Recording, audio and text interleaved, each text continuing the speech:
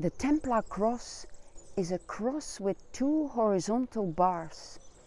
The first horizontal bar is the earth, and the second one is our wings, our spiritual wings for spiritual flight, and the vertical bar is heaven. Hello folks, Sunday message from the Cathars. What is this cross? It's a sign of the earth, which means that every person on earth who is born here receives a cross. And this cross has two sides. One is that it extinguishes the source of evil in us, which is the furnace in our lower bodies, the furnace of lust and violence, and our rational mind, the part that justifies evil. Instead of lustful, we become virginal. Instead of mammon, usurpation, brotherhood. Instead of lies, truth, honesty. And secondly, it opens our spiritual heart, our divine center, and everything that is divine in us. Instead of being prejudiced, we become sober and begin to distinguish between good and evil. Instead of salvation, divinization. And this cross is given from above. It's a gift from our Mother Wisdom that she gives us to become small Christs, to become like her. It's not a Christian cross or of any religion. It's not a punishment for sins. It has nothing to do with crucifixion, with the death of Christ, with the crucifixion of every person on this earth. It is a cross that gives life. It's not the cross of death, but the cross of life. It is given to us by our Mother Wisdom, who gives it with great love as a heavenly gift.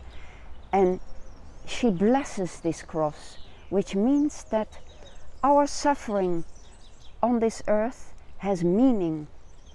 When Beethoven became deaf, he began to hear the music within him, music from heaven, and this he wrote down for humanity, for every soul, as great consolation.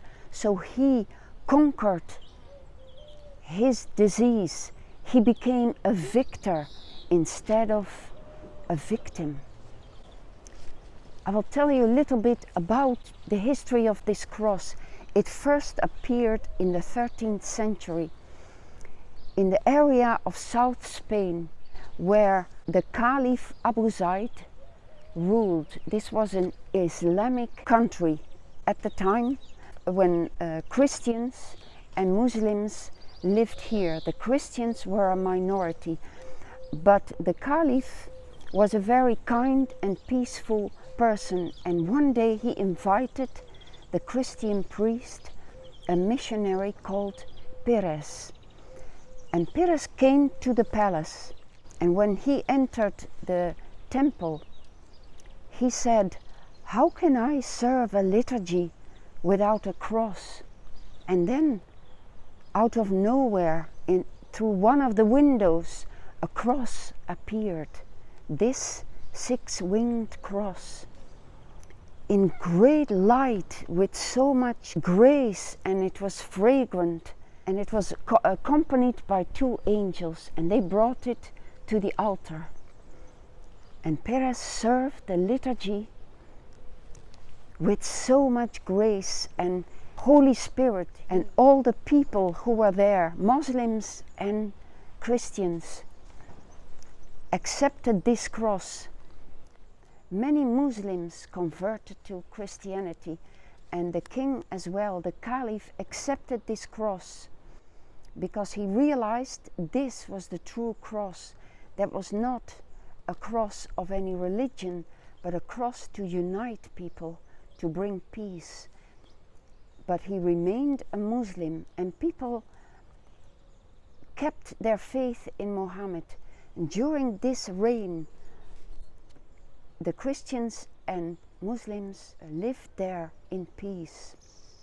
The Templars called this cross the true cross, a VERA CRUZ, that was universal for all humanity, the cross of peace. Why were the Templars the guardians of the cross of life, the true cross? Because they were knights, and a knight is one who bears the cross, a cross bearer who fights for good. And every one of us can become a knight with the cross of life, because it gives us the strength to live in good. Instead of being a warrior in the order of this world who fights with aggression against good, who is told to fight, but the cross of life teaches us to live in good and gives us this opportunity for the soul. It's the mission of a soul through this cross to attain the union with the Most High, and His presence is in the cross. And this for the soul is the highest achievement on earth. And may you receive this cross of life, its strength and its victory